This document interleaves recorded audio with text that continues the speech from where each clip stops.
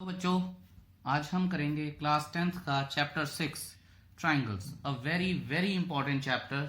और काफ़ी सारा ये 9th के ऊपर बेस्ड है। मेरे कहने का ये मतलब है कि अगर आपको 9th की ट्राइंगल्स की नॉलेज है तो ये आपको ज़्यादा जल्दी और आसानी से समझ में आ जाएगा। अगर नहीं भी है, आई ट्राई कि आपको मैं पूरा एक्सप्लेन कर सकूं। ठीक है, अब 9th में हमने क्या पढ़ा था? ट्राइंगल्स जो होते हैं वो कॉन्ग्रुएंट होते हैं।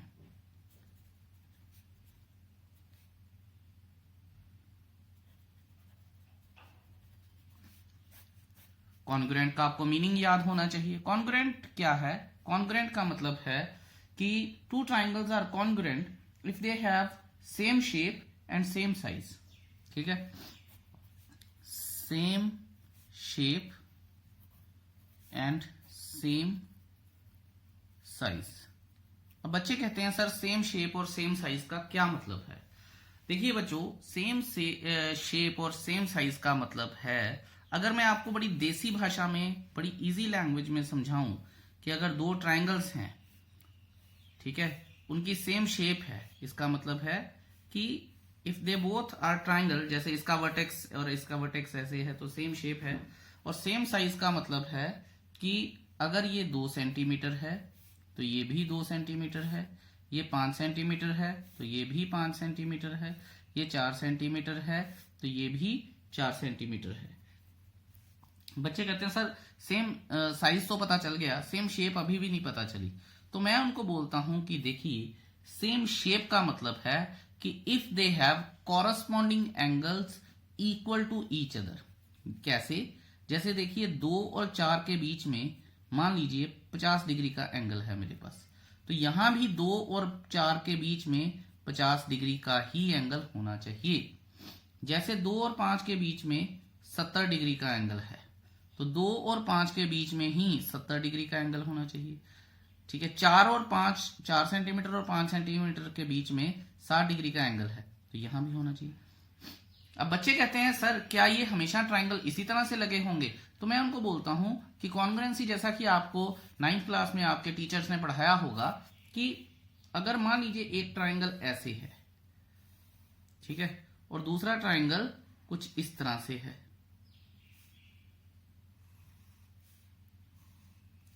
अब are these two triangles congruent? ठीक है, तो अगर मैंने किसी स्टूडेंट से पूछा तो कहते सर देखने में तो नहीं लगता, बाकी आप साइज और शेप जैसा आपने बताया था वो बता दो तो मैं बता दूंगा। तो मैं कहता हूं ठीक है, ये 4 सेंटीमीटर है, ये 5 सेंटीमीटर है, ये 6 सेंटीमीटर है। कहते सर ठीक है। फिर मैं उसको बोलता हूं कि ये 4 सेंटीमीटर है, ये 5 सेंटीमीटर है, ये 6 सेंटीमीटर है। कहते सर देखिए इनका साइज तो सेम है।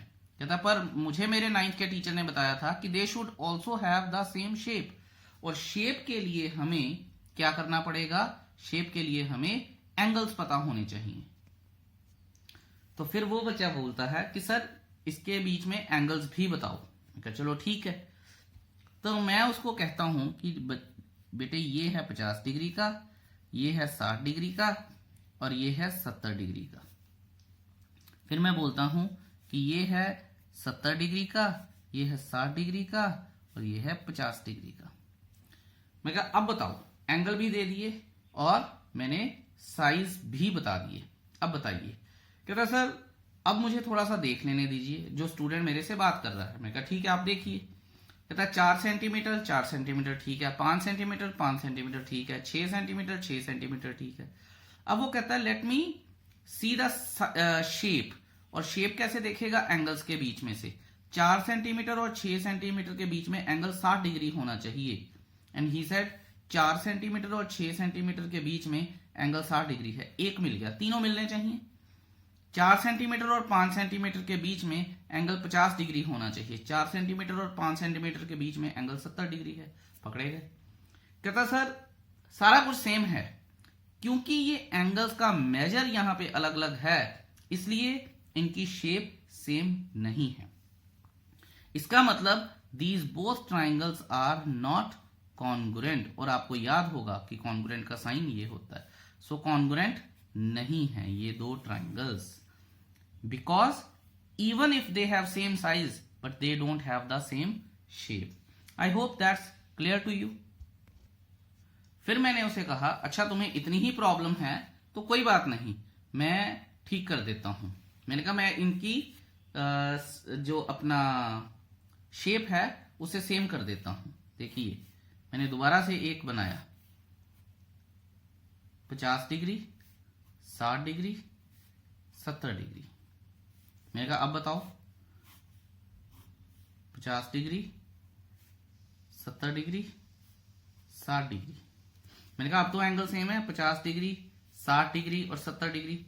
ही सेड कि सर अगर कॉन्ग्रुएंट करनी है तो मुझे साइज भी चाहिए। मैंने कहा ठीक है मैं लिख देता हूं साइज, 5 सेंटीमीटर, 5 सेंटीमीटर, 6 सेंटीमीटर,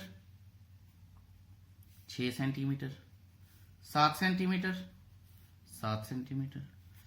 कहता सर एंगल्स तो 50 डिग्री ठीक है मिल रहा है, 60 डिग्री मिल रहा है ठीक है, 70 डिग्री मिल रहा है ठीक है, तो कोई दिक्कत नहीं है। कहता साइज में अब देखिए साइज कैसे देख रहा है वो, 50 डिग्री और 70 डिग्री के बीच में यहाँ पे 7 सेंटीमीटर है और 50 डिग्री और 70 सेंटीमीटर के बीच में यहाँ पे 6 सेंटीमीटर पकड़े गए। कहता सर इस बार शेप सेम है साइज सेम नहीं है, फिर भी कॉन्ग्रुएंट नहीं है। तो मैंने कहा भैया फिर ऐसे कैसे चलेगा, आपको कुछ तो करना पड़ेगा। सो द स्टूडेंट सेड कि सर इसके लिए मैं ट्राइंगल्स कॉन्ग्रुएंट तो नहीं है because they are not meeting the congruence criteria. तो मैंने कहा मुझे बताओ कि 9th क्लास में क्या कॉन्ग्रुएंस क्राइटेरिया पढ़े हुए हैं आपने। And then student said sir हमने पढ़ा है SSS, दूसरा हमने पढ़ा था SAS, तीसरा हमने पढ़ा था ASA, चौथा हमने पढ़ा था RHS, ठीक है, और इसके साथ ही AAS, SAA, ठीक है, ये सारे कॉन्ग्रुएंस क्राइटेरियाज हमने पढ़े थे। तो मैंने कहा SSA, उसने बोला नहीं सर SSA कॉन्ग्रुएंस क्राइटेरिया नहीं होता है। तो मैंने कहा ठीक है, और मैंने कहा सिंपल AAA, तो उसने कहा नहीं सर AAA भी कॉन्ग्रुएंस क्राइटेरिया नहीं होता है क्योंकि इसमें एंगल एंगल एंगल आ जाएंगे, साइज की तो बात ही नहीं हो रही, साइड्स की तो बात ही नहीं हो रही। हाँ बात में दम तो है। तो इससे हमें पता चला कि ये जो सारे हैं कॉन्ग्रुएंस क्राइटेरिया हैं। फिर मैंने स्टूडेंट को पूछा, मैंने कहा कि यार अगर कॉन्ग्रुएंट नहीं है ट्राइंगल तो क्या। देन सर ही सेड कि सर जैसा कि मेरे सर ने मुझे 10th का मैथ भी पढ़ाया है, तो 10th में हमने पढ़ा है सिमिलैरिटी ऑफ ट्राइंगल्स। तो मैंने कहा अच्छा बताइए फिर सिमिलैरिटी ऑफ ट्राइंगल्स में क्या है। देन ही सेड कि सर सिमिलैरिटी ऑफ ट्राइंगल्स में हम साइज की बात नहीं करते हैं, कि साइज कितना भी हो मुझे कोई लेना देना नहीं है। सिमिलैरिटी ऑफ ट्राइंगल्स का मतलब ही ये है कि if two figures have same shape then they are similar figures. तो कहने का मतलब क्या है कि इफ टू फिगर्स या two polygons have same shape then they are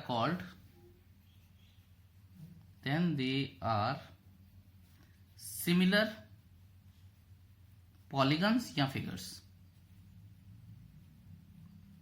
I hope आपको पॉलीगन्स का मतलब पता है, नहीं पता है तो मैं बता देता हूं, any geometrical figure, any geometrical closed figure with 3 और मोर साइड्स, ठीक है, सो वो पॉलीगन हो जाएंगे। इसके अतिरिक्त या इन एडिशन टू दिस क्या आता है, सर्कल्स वगैरह वो भी सारे ज्योमेट्रिकल शेप में हो जाते हैं और सिमिलर होते हैं। लेकिन वो क्यों होते हैं हम अपने अगले पेज पर बात करते हैं इसकी। Let's move forward. चलिए नेक्स्ट पेज पे आ गए हैं। हमारी कॉन्वर्सेशन अभी मेरे स्टूडेंट के साथ जारी है। तो फिर मैंने अपने स्टूडेंट से पूछा कि, और मेरे स्टूडेंट का नाम है आलोक, तो मैंने अपने स्टूडेंट से पूछा कि आलोक ये बात बताइए कि फिर बेसिक फर्क क्या है सिमिलैरिटी और कॉन्ग्रुएंस में। तो आलोक सेड कि सर बेसिक फर्क जो है कॉन्ग्रुएंसी और सिमिलैरिटी में और कॉन्ग्रुएंस में, इसमें एंगल्स एंड साइड्स, ठीक है, और इसमें भी एंगल्स एंड साइड्स। इसमें सारे एंगल्स बराबर होने चाहिए, पर साइड्स दोनों ट्राइंगल्स की इक्वल हों डज नॉट मैटर, ठीक है।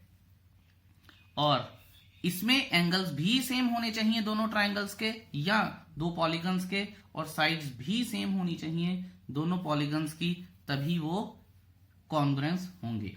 मैंने कहा इसको थोड़ा सा और एक्सप्लेन कीजिए।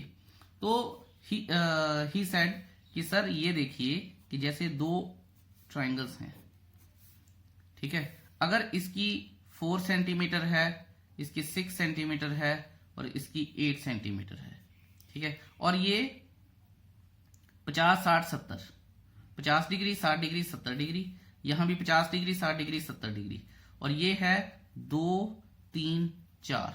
अब देखिए साइज अलग अलग हो गया, लेकिन आप ये देखिए कि ट्राइंगल लग तो एक दूसरे के सेम ही रही हैं, ठीक है, क्योंकि शेप सेम है, इसलिए since angles are equal triangles are similar. तो मैंने कहा फिर आलोक ये भी बात बता दीजिए कि सिमिलैरिटी का साइन क्या होता है। तो ऑफ कोर्स सर कॉन्ग्रुएंस का साइन जैसे ये होता है, कॉन्ग्रुएंस मतलब इक्वल एंड सिमिलर, तो सिमिलैरिटी का सिंपल ये साइन होता है। इससे फिर मैंने एक और चीज पूछ ली अपने स्टूडेंट से, मैंने कहा कि इसका मतलब ये तो फिर बड़ा क्लियरली बता रहा है कि दो ट्राइंगल जो कॉन्ग्रुएंट हैं वो सिमिलर भी हैं। He said absolutely right sir, कि जो दो ट्राइंगल्स कॉन्ग्रुएंट होंगे वो हमेशा सिमिलर होंगे, लेकिन जो दो ट्राइंगल सिमिलर हैं वो जरूरी नहीं है कि कॉन्ग्रुएंट भी हों। जैसा कि हमने यहाँ पे देखा कि ये 4 सेंटीमीटर थी, ये 2 सेंटीमीटर थी, ये 6 सेंटीमीटर है, ये 3 सेंटीमीटर है, ये 8 सेंटीमीटर है, ये 4 सेंटीमीटर है। तो दो ट्राइंगल्स अगर सिमिलर हैं तो जरूरी नहीं कॉन्ग्रुएंट होंगे, पर अगर कॉन्ग्रुएंट हैं तो जरूरी है कि वो सिमिलर होंगे, ठीक है।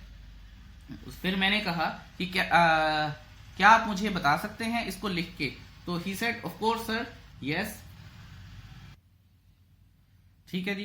तो student of mathematics Alok Goyal came up with this answer, all congruent figures which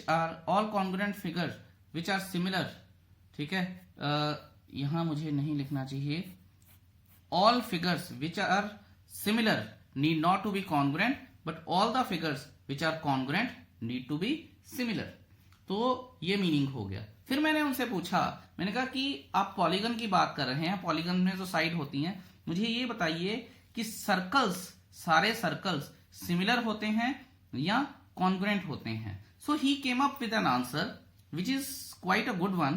कहता सर ये देखिए, ये मैंने एक सर्कल बनाया और ये मैंने एक सर्कल बनाया। सर्कल का जो सेंटर एंगल होता है दैट इज ऑलवेज 360 डिग्रीज। किसी भी सर्कल का सेंटर एंगल 360 डिग्री होता है। और मैंने आपको अभी बताया है कि जो सिमिलैरिटी है वो एंगल्स के ऊपर डिपेंड करती है, ठीक है, सिमिलैरिटी जो है वो एंगल्स के ऊपर डिपेंड करती है। अगर हर सर्कल का सेंटर एंगल 360 डिग्री है तो हर एक सर्कल सिमिलर है। तो मैंने कहा फिर कॉन्ग्रुएंसी। कहते देखिए सर, क्योंकि इनके जो रेडियस है दैट डिसाइड्स द साइज, और अगर रेडियस अलग है दो ट्राइंगल्स का तो फिर वो कॉन्ग्रुएंट नहीं है, वो सिर्फ सिमिलर रह जाएंगी। अगर जैसे रेडियस इनका 3 सेंटीमीटर है, इसका 6 सेंटीमीटर है या 7 सेंटीमीटर है, तो these are similar circles not congruent circles. अगर दो सर्कल होते हमारे पास, एक ये सर्कल होता और एक और बनता जिनका रेडियस 3 सेंटीमीटर ही होता, तो वो क्या होते फिर? वो तो हमारे पास सिमिलर और कॉन्ग्रुएंट दोनों ही सर्कल हो जाते। कॉन्ग्रुएंट बोल दिया तो वो सिमिलर होगा ही होगा।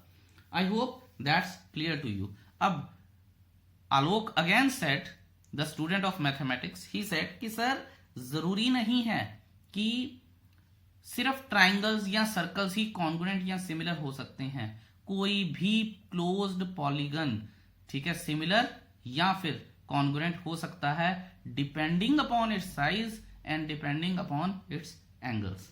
अब मेरी समझ में अच्छे से आ गया है एंड आई थॉट कि Alok has decent knowledge of circles and triangles and other polygons. Let's see कि आगे क्या हमारी कॉन्वर्सेशन बढ़ती है। अच्छा जी, the the questions I have are never ending, so I asked another question to my student Alok कि अब आप ये बताइए आलोक कि अगर मान लीजिए मेरे को किसी फिगर के, जैसे मैं दो ट्राइंगल्स की बात कर लेता हूं, आपने तो पॉलीगन्स बोला है, मैं मान लीजिए दो ट्राइंगल्स की सबसे छोटा पॉलीगन जो होता है वो ट्राइंगल होता है, मैं दो ट्राइंगल्स की बात करता हूं और मुझे इनके एंगल्स पता ही नहीं है। मुझे इसकी साइड पता है, 4 सेंटीमीटर है, 5 सेंटीमीटर है, 6 सेंटीमीटर है, ठीक है। ये मेरे पास 8 सेंटीमीटर है, ये 10 सेंटीमीटर है और ये 12 सेंटीमीटर है। बस एंगल्स मुझे पता ही नहीं है। अब मुझे बताइए कि, और ये भी मुझे पता है कि ये कॉन्ग्रुएंट नहीं है, पर मैं ये पता करना चाहता हूं कि क्या ये सिमिलर हैं या नहीं है, और मुझे एंगल्स पता ही नहीं है, बिल्कुल कोई एंगल नहीं मुझे पता इनके बीच में। And I thought this is quite a confusing question I have put up. So अब देखते हैं कि Alok, who thinks he's a student of mathematics, what does he answer? Let's see. Okay, so Alok came up with the answer. He said, "Sir, two polygons of the same number of sides are similar." इसका मतलब क्या है कि polygons को अगर मुझे similar करना है तो उनकी जो साइड्स हैं उनकी काउंटिंग सेम होनी चाहिए, ठीक है। और उसने मुझे बताया कि there are two conditions. If, पहली कंडीशन है कि if their corresponding angles are equal, ठीक है। तो मैंने कहा कि हाँ मुझे ये पता है कि एंगल्स इक्वल होने चाहिए तभी वो सिमिलर हो सकती हैं, पर इस केस में तो हमारे पास एंगल्स हैं ही नहीं है। सो ही सेड कि सर यस आई अंडरस्टैंड जो आपने बोला है, इसके लिए हमारे पास एक और कंडीशन होती है कि their corresponding sides are in the same ratio और प्रोपोर्शन। मैंने कहा अच्छा इसका क्या मतलब है। सो ही सेड कि सर जैसे आपने मुझे बताया था कि दो ट्राइंगल्स हैं मेरे पास, let's name them A B C P Q R, और आपका क्वेश्चन है कि क्या ए बी सी और पी क्यू आर सिमिलर हैं। मैंने कहा हाँ जी मैंने यही पूछा था। तो उसने बोला कि सर इसमें फर्स्ट क्राइटेरिया तो लग ही नहीं रहा, सेकंड क्राइटेरिया, और दोनों में से एक भी सेटिस्फाई हो जाए तो ट्राइंगल सिमिलर होंगी। तो इसका मतलब क्या है, A B upon P Q should be equal to A C upon P R should be equal to B C upon Q R, ठीक है। तो मैंने कहा इसका क्या मतलब हुआ। कहता सर ये अब अगर मैं मान लीजिए मैं किसी को डिवाइड करता हूं तो ये किसी चीज के बराबर तो होंगी, मान लीजिए के बराबर है, कोई कांस्टेंट है। तो मैंने कहा कि फिर, कहता सर चलिए मैं आपको थोड़ा बेहतर तरीके से समझाता हूं। उसने बोला इनकी आप साइड्स की वैल्यू डालिए, 4/8 देखिए कितना आ रहा है, 1/2 मैंने कहा। कहता कि आप देखिए कि 5/10, मैंने कहा ये भी 1/2 है। कहता है 6/12, मैंने कहा ये भी 1/2 है। तो कहता सभी को 1/2 के इक्वल रखा जा सकता है। मैंने कहा हाँ।